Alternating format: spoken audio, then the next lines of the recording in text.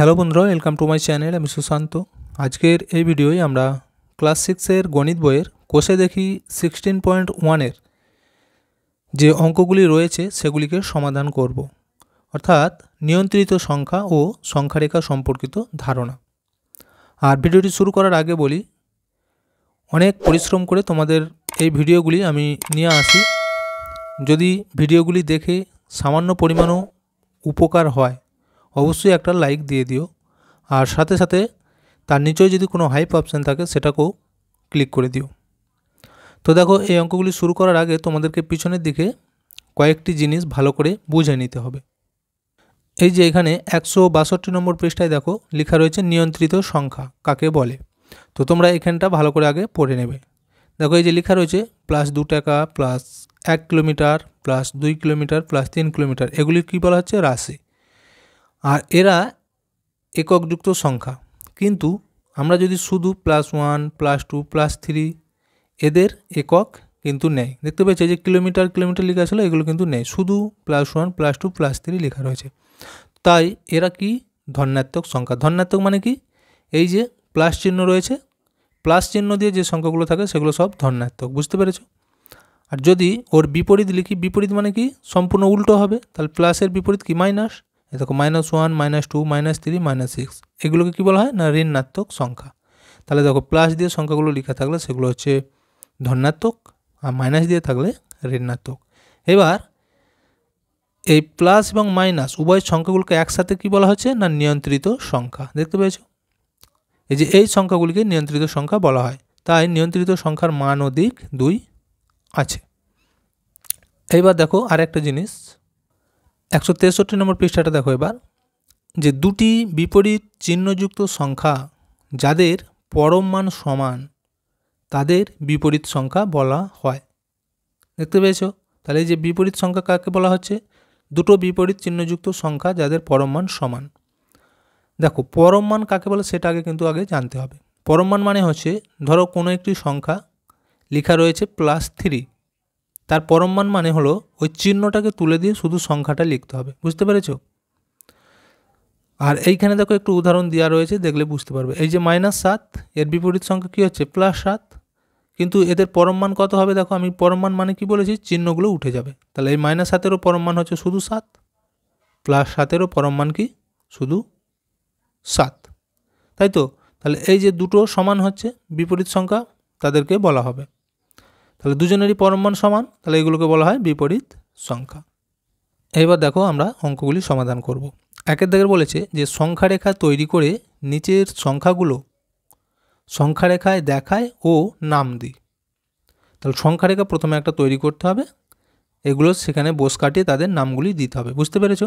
তো দেখো আমি খাতাতে লিখে নিই। প্রথমে দেখো সংখ্যারেখা বলতে এই ধরনের প্রথমে একটা লম্বা লাইন টেনে নিতে হবে, আর যে কোনো একটি নির্দিষ্ট জায়গায় একটা দাঁড়িয়ে দিয়ে এরকম শূন্য দিতে হবে।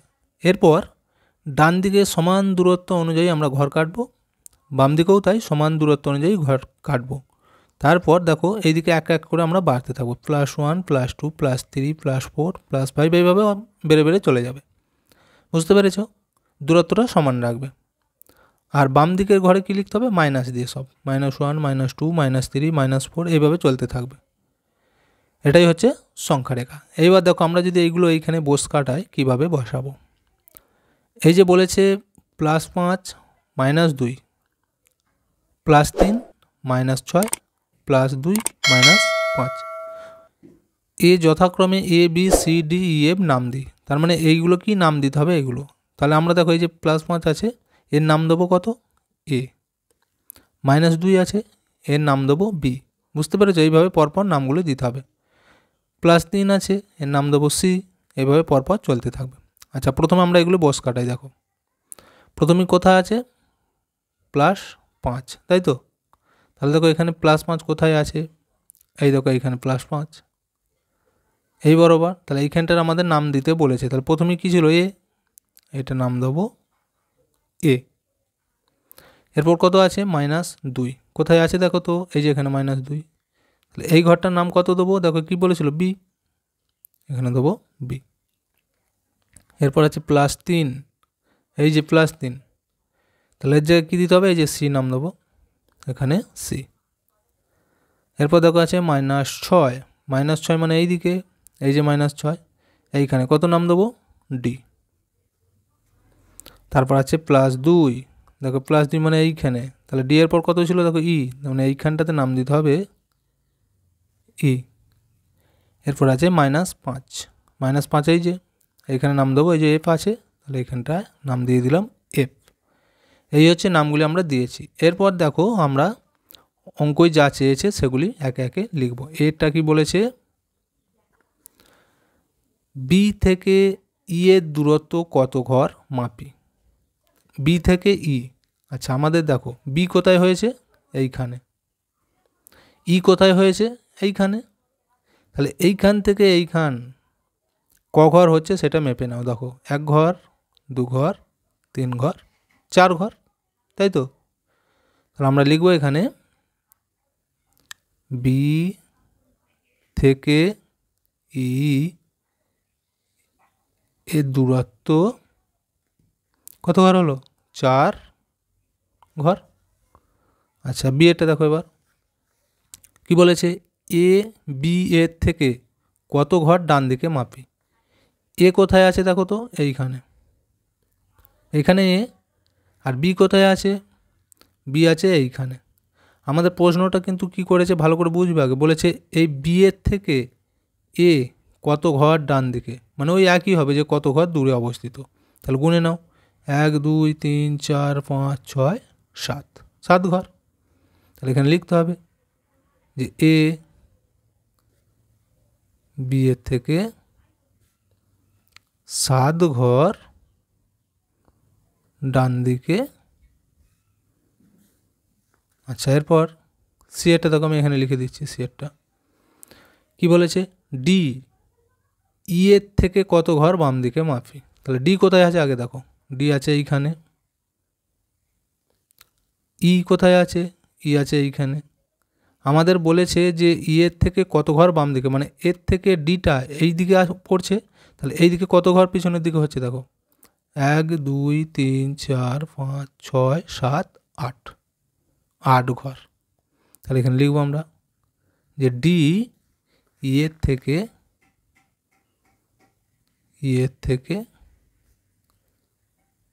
8 ঘর বাম দিকে, বাম দিকে হলো।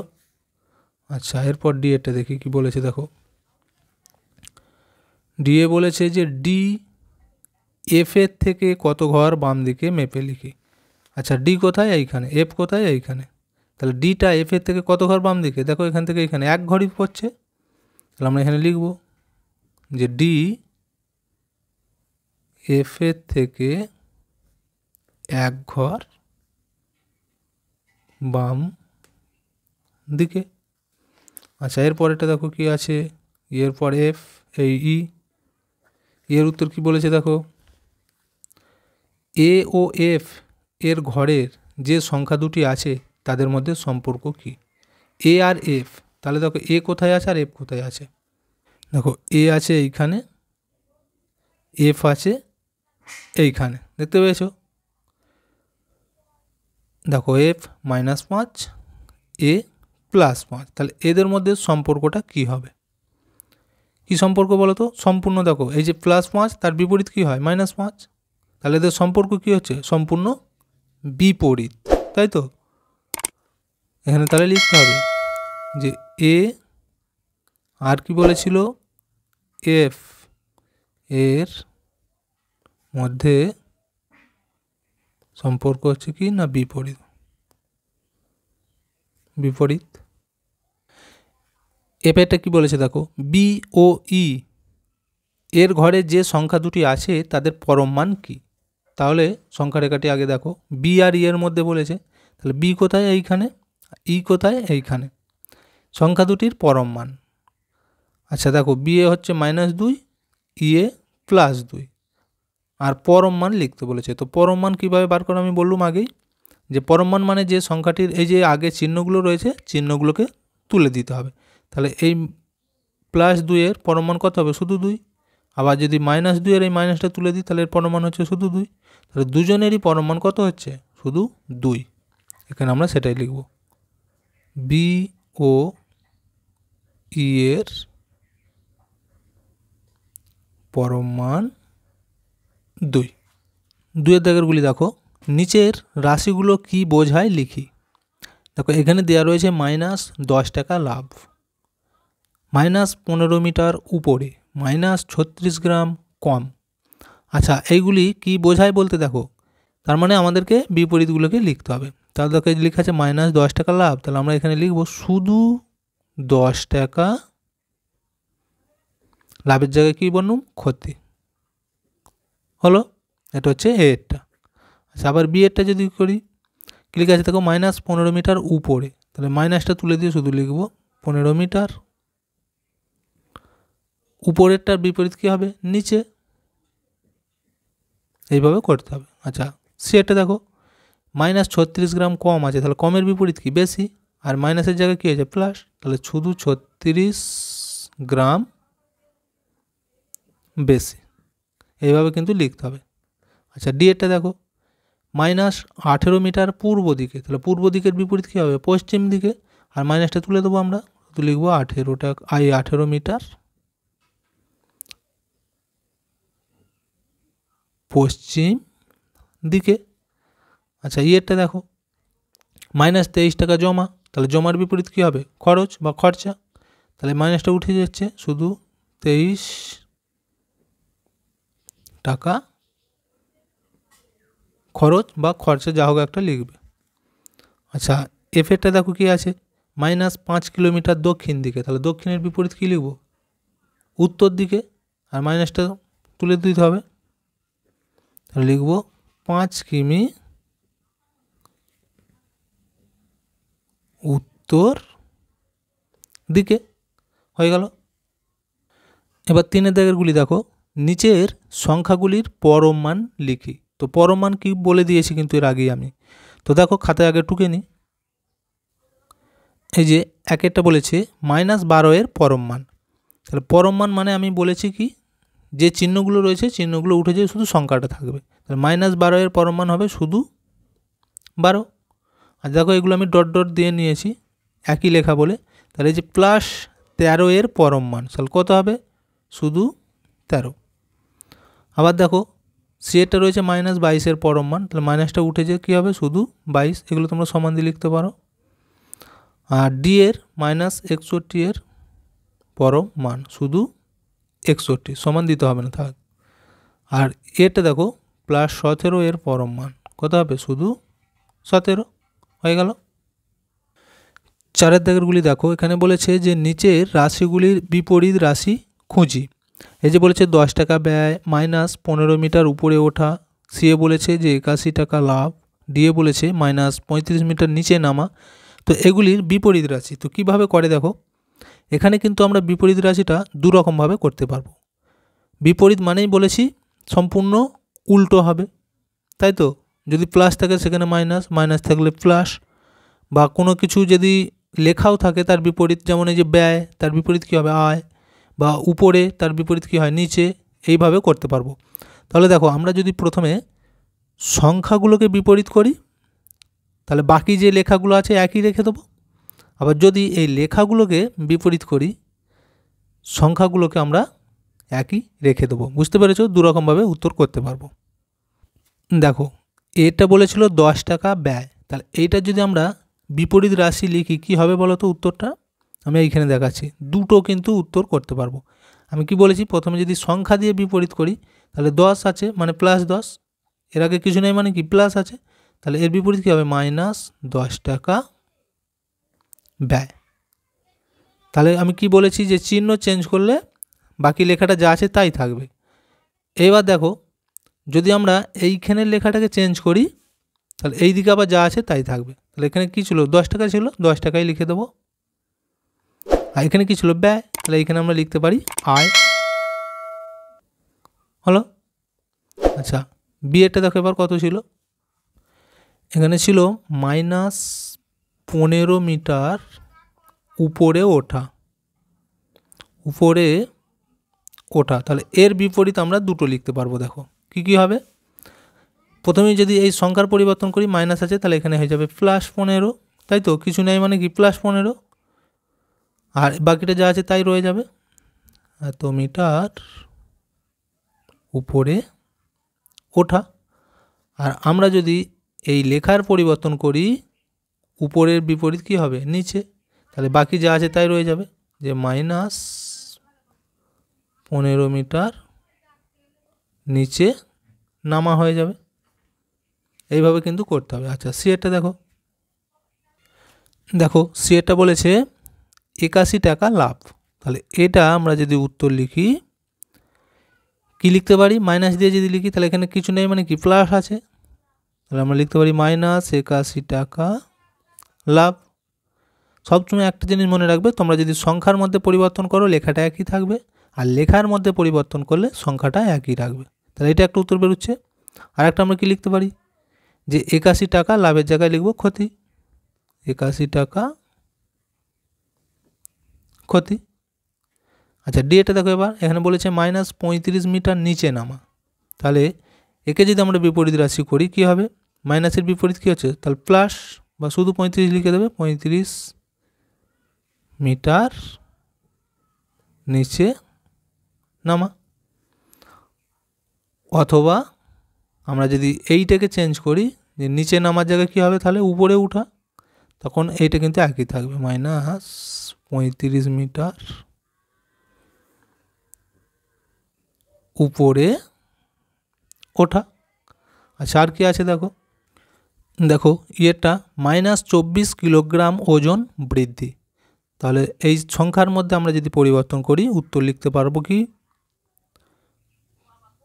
24 কিলোগ্রাম ওজন বৃদ্ধি, ওজন বৃদ্ধি। বা আর একটা আমরা কি লিখতে পারি, যদি এইখানেতে পরিবর্তন করি, এই যে ওজন বৃদ্ধির জায়গায়, তাহলে কি লিখব, কম বা হ্রাস, তাই তো। তাহলে এই দিকের যা ছিল তাই রয়ে যাবে, -24 কিলোগ্রাম ওজন হ্রাস। আচ্ছা, এইখানে দেখো এবার এফ এরটা বলেছে 28 মিটার ডান দিকে। তাহলে আমরা এটার উত্তর লিখতে পারি কি -28 মিটার ডান দিকে। আবার যদি এইটার পরিবর্তন করি এবার, তাহলে ডান দিকের জায়গায় কী হবে, বাম দিকে, তখন এইখানে যা ছিল তাই থাকবে, যে 28 মিটার বাম দিকে।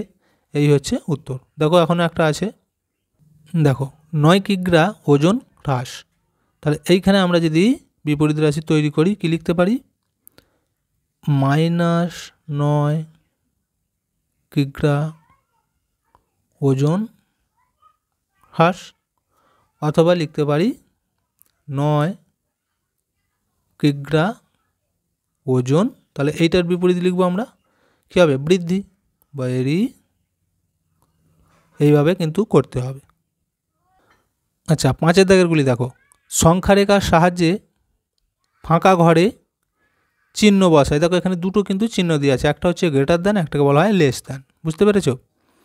তো এইখানেতে কোন চিহ্নগুলি কোথায় বসবে, তোমাদেরকে বলি যে সংখ্যাটি বড় হবে তার দিকে সবসময় ওই ফাঁকা দিকটা রাখতে হবে। বুঝতে পেরেছ? এটা কিন্তু মনে রাখতে হবে। তো দেখো এই যে এখানে আছে 0, এখানে আছে 5, তাহলে এখানের মধ্যে বড় কোনটা, মানে বেশি, 5টা, তাই তো। সংখ্যা রেখায় দেখাতে বলতো, সংখ্যা রেখাটা আঁকলে তোমরা ভালো বুঝতে পারবে। দাঁড়াও আমি একটু খাতায় এঁকে নিই। দেখো আমি প্রথমে সংখ্যা রেখাটাই দেখাচ্ছি। তাহলে কোথায় আছে 0, 0 মানে হচ্ছে এই যে এইখানে, আর 5 এর আগে কিছু নেই মানে কি প্লাস আছে, তাহলে +5 ওইটা কিন্তু, এইখানে হচ্ছে 0 +5 এইখানে। তাহলে এখানের মধ্যে বেশি কোনটা বা বড় কোনটা, 5টা বড় হচ্ছে। আর আমি কি বলেছি, যে বড় হবে তার দিকে সবসময় হাঁটাকে রাখতে হবে, তাই তো। তাহলে 5টা এই দিকে আছে মানে এখানে চিহ্নটা, এই চিহ্নটা বসে যাবে এইভাবে। বুঝতে পেরেছ? আমি কিন্তু এখানে দেখাচ্ছি না, তোমরা এগুলি করে নেবে। আচ্ছা, এরপরটা দেখো 0 আর -6, তাহলে 0 হচ্ছে এইখানে, -6 কোথায়, এইখানে। এই 0 থেকে যত এই দিকে যাব আমরা, এই সংখ্যাগুলো কি হবে, তত কিন্তু কমে কমে যাচ্ছে। তাহলে দেখো এখানের মধ্যে বড় কোনটা হবে, এই -6 থেকে কিন্তু 0 বড় হবে এখানে, বুঝতে পেরেছ? তাহলে এইখানে এই যেহেতু বড়, এই দিকে চিহ্নটা দেবো, মানে এই চিহ্নটা এখানে বসবে।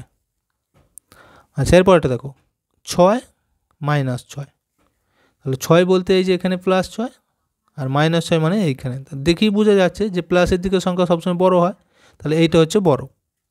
এই যেহেতু বড়, এর দিকে হাঁটা রাখবো আমরা, তাহলে কি করব, এই চিহ্নটা দেবো, মানে এই চিহ্নটা এখানে বসিয়ে দিতে হবে।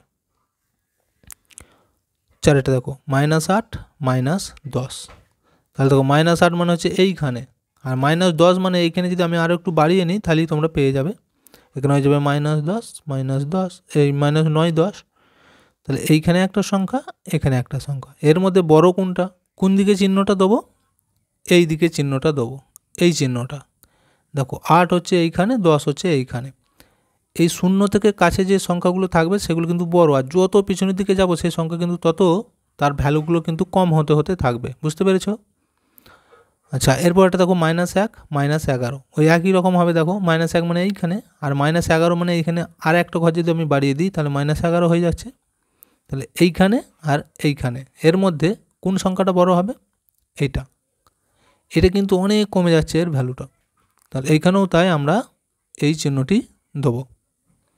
আচ্ছা, এরপরে দেখো 6টা বলেছে 11 আর 15, এইখানের মধ্যে বড় কোনটা, এমনি বোঝা যাচ্ছে 15টা বড় হবে, তাহলে এই দিকে ঘুরে এই চিহ্নটা দিয়ে দেবো, মানে এইটা।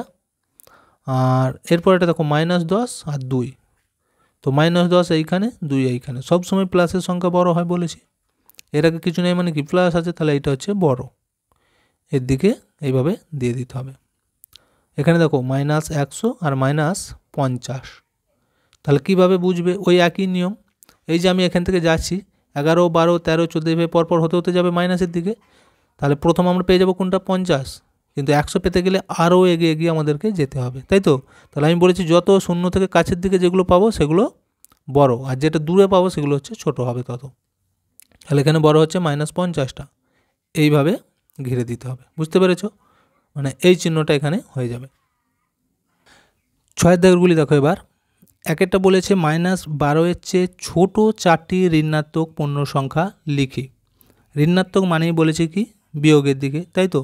তাহলে তোমরা এই যে নিচে সংখ্যা রেখাটা দেওয়া রয়েছে এইখানেতে দেখলে ভালো বুঝতে পারবে। দেখো কি বলেছে, -12 এর চেয়ে ছোট 4টি ঋণাত্মক, তাহলে -12 মানে কোথায় হবে, এখানে এই যে 10 পর্যন্ত আছে, তাহলে এরপর হচ্ছে -11, তারপর -12 হয়। তাহলে এখানে যেহেতু দেওয়া নাই, দুটো ধরার পর বলেছে ওর থেকে ছোট। ছোট কাকে বলে বলেছি, ওই 0 থেকে যত পিছনের দিকে যাব সেগুলো তত কমতে কমতে যাচ্ছে। তাহলে 12 থেকে ছোট মানে ওর পরের সংখ্যাগুলো হবে -13 -14 -15, এইভাবে লিখতে হবে। কটা বলেছে, 4টে, তাহলে গুনে গুনে এইভাবে পরপর 4টে লিখে দেবে, বুঝতে পেরেছ? আচ্ছা, 2টা বলেছে যে -8 এর চেয়ে বড় 4টি ঋণাত্মক পূর্ণ সংখ্যা, তাহলে এখানেও তাই ঋণাত্মক মানে কি, এই বিয়োগ 0 থেকে মাইনাসের দিকে। -8 এইখানে আছে, তাহলে কী বলেছে, এর থেকে বড় মানে এর এই দিকে যেগুলো রয়েছে এগুলো সবগুলি কিন্তু ওর থেকে বড়, বুঝতে পেরেছ? যেমন এই যে -7 -6 -5 -4 -3 -2 -1, এগুলো সবই ওই -8-এর থেকে বেশি বা বড় সংখ্যা। যত মাইনাসের দিকে বাড়তে থাকবে সেই সংখ্যার ভ্যালু কিন্তু তত কমতে কমতে যায়, এটা তোমাদের মনে রাখতে হবে। তাহলে 4টে লিখতে বলেছে, পরপর এই যে কোনো 4টে লিখে দেবে, বুঝতে পেরেছ? তো ভিডিওটা এখানেই শেষ করছি। ভিডিওটি যদি ভালো লাগে অবশ্যই একটা লাইক দিয়ে দিও এবং শেয়ার করে বন্ধুদেরকেও দেখার সুযোগ করে দিও।